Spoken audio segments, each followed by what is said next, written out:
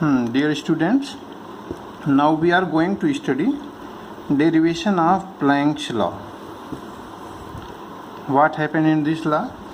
Planck in 1900 put forward a quantum theory of radiation.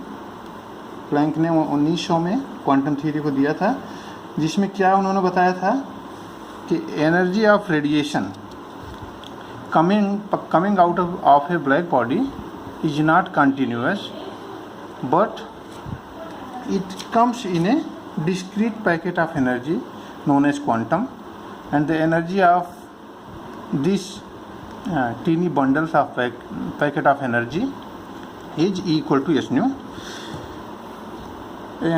और उन्होंने बताया the oscillator of black body. Oscillator क्या होता है? The smallest molecules atoms from which our black body is formed. तो जब black body हमारी radiation absorb करती है तो ऑसिलेटर क्या करते हैं? वाइब्रेट करते हैं. तो वाइब्रेट करते हैं तो एक डिफरेंट फ्रिक्वेंसी से वाइब्रेट करेंगे तो उसकी कुछ न कुछ एनर्जी होगी.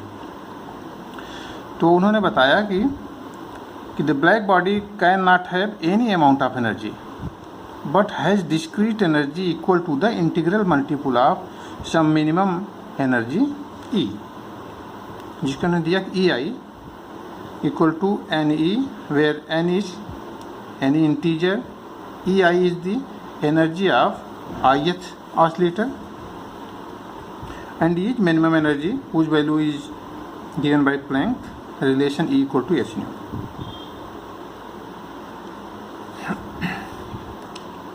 Here this is epsilon type E value, but this indicate energy. Here this is epsilon, but we always pronounce it energy term E. Suppose N1, N2, N3 are the number of oscillator per unit volume possessing energies 0 h nu, 2 h nu, and so on respectively. Planck used Boltzmann expression to compute the average energy of oscillator.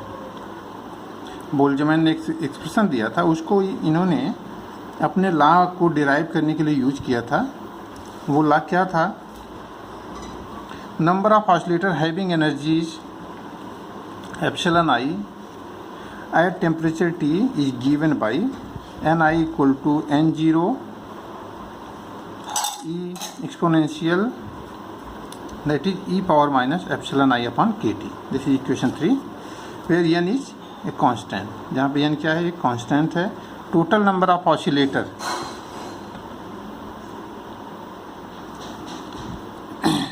may be given by n equal to summation I equal to 1 to n Ni.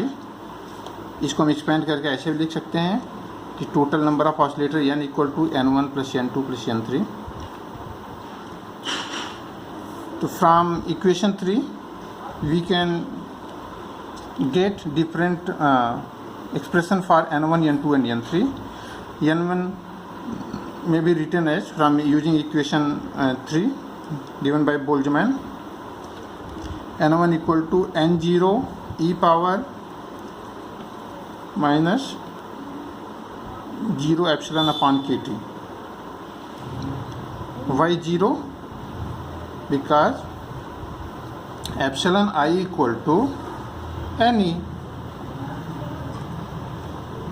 Epsilon I equal to Ne, and n is integer given by 0, 1, 2, 3. Putting n equal to 0, so it will be equal to 0 epsilon, since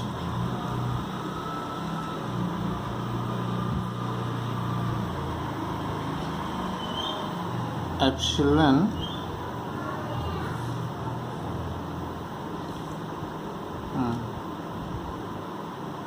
epsilon 1 equal to Ne and n equal to 0 into epsilon. This become equal to 0. That why e power minus 0 epsilon upon kT, and its value comes n0. Similarly, we can calculate n2 by putting same in Maxwell relation. n2 equal to n0 e power minus 1 epsilon upon kt, and n3 equal to n0 e power minus 2 epsilon upon kt, and so on. Putting these values in equation 4, that is adding all the n1, n2, n3 and so on values, n equal to these. Here we take n0 common out of the bracket because it is present in all additive term, and here we suppose e power minus epsilon upon kt equal to x. The above equation may also be written as, इसको हम और ढंग से कैसे लिख सकते हैं, e power minus epsilon की जगह पे हम x रखते हैं, तो n equal to n0 which is constant under bracket 1, इसकी जगह हम x, इसकी जगह अगर हम इसको x लेते हैं माइनस के साथ में, तो ये x स्क्वायर हो जाएगा plus and so on x power n तक। और ये एक्सप्रेशन मैथमेटिक्स से हम लोग ये जानते हैं कि 1 माइनस एक्स का पावर माइनस 1 का जो एक्सपेंशन होता है वो होता है 1 plus X square plus x cube and so on. तो उसको हम इस फार्मूले में यूज़ करते हैं, तो इसकी जगह हम 1 माइनस एक्स पावर माइनस 1 लिख सकते हैं। So our expression becomes n equal to total number of oscillator equal to n0 upon 1 minus X. फिर यहाँ पे x की वैल्यू हम पुट कर देते हैं जो यहाँ सपोज किए थे, e power minus epsilon upon kt equal to x। तो हम लोग क्या पाते हैं, equation 5 n equal to n0 upon 1 minus e power minus epsilon upon kt। अभी हम नंबर ऑफ ऑसिलेटर टोटल हमारे ब्लैक बॉडी में कितना था उसको कैलकुलेट किए। अब total energy of n oscillator, n oscillator में टोटल एनर्जी कितनी है उसको हमें कैलकुलेट करना है। तो that may be given by E total equal to summation I equal to 1 to n I epsilon I. इसको एक्सपेंड अगर हम कर दें, जैसे हमने total number of oscillator count करने में किया था, E total equal to n1 epsilon 1 plus n2 epsilon 2 n3 epsilon 3 and so on. एक एक की वैल्यू हम 2-3 की कैलकुलेट कर लेते हैं। n1 epsilon 1 equal to n1 की वैल्यू पुट करते हैं, n0 आई थी, यहाँ हम लोग कैलकुलेट किए थे n1 की value, n1 value comes n0 epsilon 1 की वैल्यू कैलकुलेट किए थे।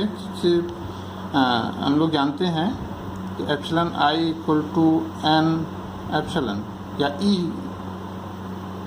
टोटल एनर्जी का एक कंपोनेंट है, तो E I equal to N E epsilon I equal to N epsilon, ये एनर्जी है, मैं इसमें कंफ्यूज मत होइएगा।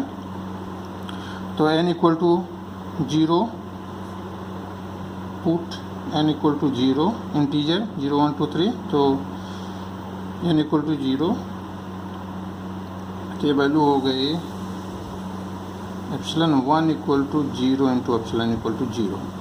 तो सिमिलर पुट है 0 एप्सिलॉन n2 एप्सिलॉन 2 n0, इसकी वैल्यू n2 की वैल्यू इतनी आई थी, यहाँ से ऊपर से n0 e power minus 1 epsilon upon kt, that value has been put here into 1 epsilon n3 epsilon 3 n0 e power minus 2 epsilon kt into 2 epsilon, because epsilon i equal to n epsilon n equal to 2, हाँ epsilon 3 equal to 2 epsilon. That 2 epsilon value is put for n3 epsilon 3. Putting all these values in equation 6, putting all these values in equation 6, this equation.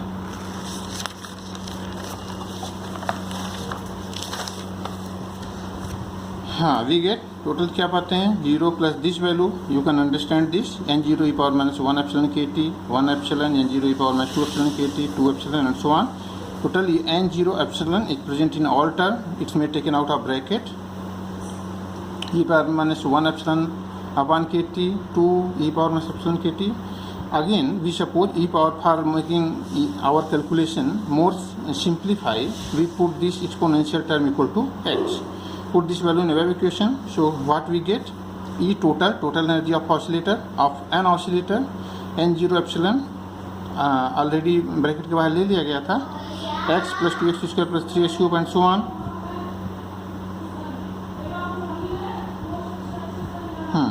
Taking x out of bracket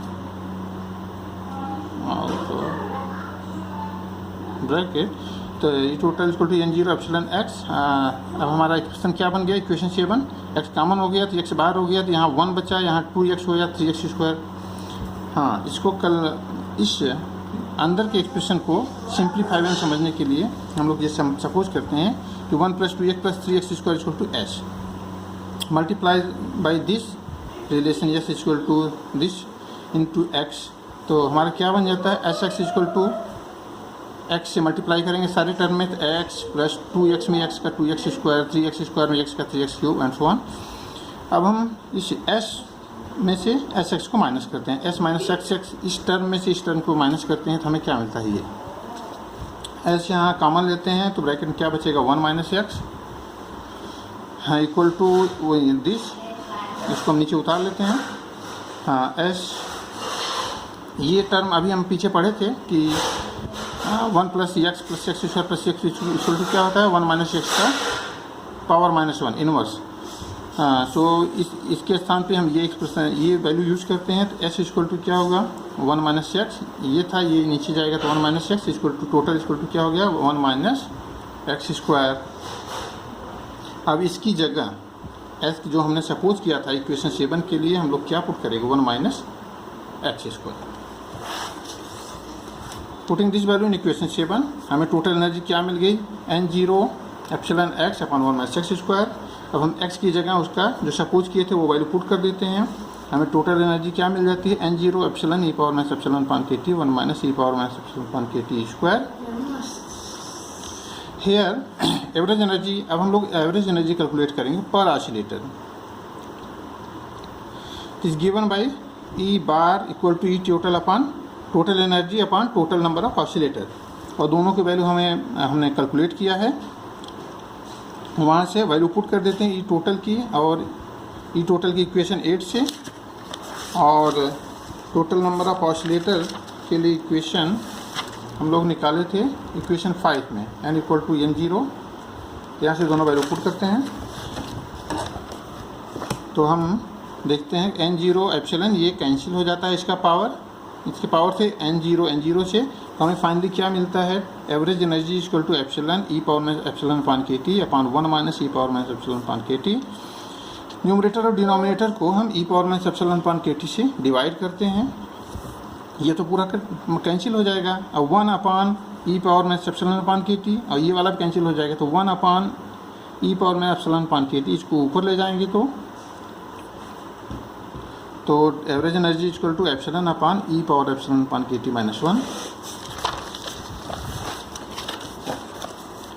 since we know that, ये हम जानते हैं from Planck's law, epsilon E that is energy equal to H nu, putting this value in our equation average energy equal to, हम epsilon जो है H nu put कर देते हैं, energy equal to H nu upon E power minus H nu upon के T -1। Our ये हमें क्या मिल गया एवरेज एनर्जी के लिए एक्सप्रेशन मिल गया एवरेज एनर्जी के लिए। It has been calculated that number of oscillator per unit volume having frequency in the range nu to nu plus D nu, इसके लिए जो दिया गया expression D nu equal to, इसको हम बता सकते हैं आपको, लेकिन इससे एक्सप्रेशन हमारा बहुत लंबा हो जाएगा, वो फिजिक्स मेनली फिजिक्स ओरिएंटेड हो जाएगा, इसलिए केमिस्ट्री में हम उसको डायरेक्ट उसका एक्सप्रेशन यूज़ करते हैं। D nu equal to a pi nu square D nu upon C cube has the average density per unit volume. इसी average density per unit volume को हम लोग क्या कहते हैं energy density. E nu D nu is given by E ये था 9 और 10 multiplying 9 and 10, E nu D nu equal to H nu upon E power H nu upon के टी -1, और डी न्यू की जगह ये वैल्यू पुट करते हैं 8 pi nu square D nu upon c cube. This value comes e nu D nu equal to 8 pi h nu cube c cube into d nu upon E power H nu upon के T -1। This equation 11 is the Planck radiation law in term of frequency. इसको हम एक frequency में आया है, दूसरे term हम wavelength में भी इसको एक्सप्रेस कर सकते हैं, तो उसमें भी देख लेते हैं।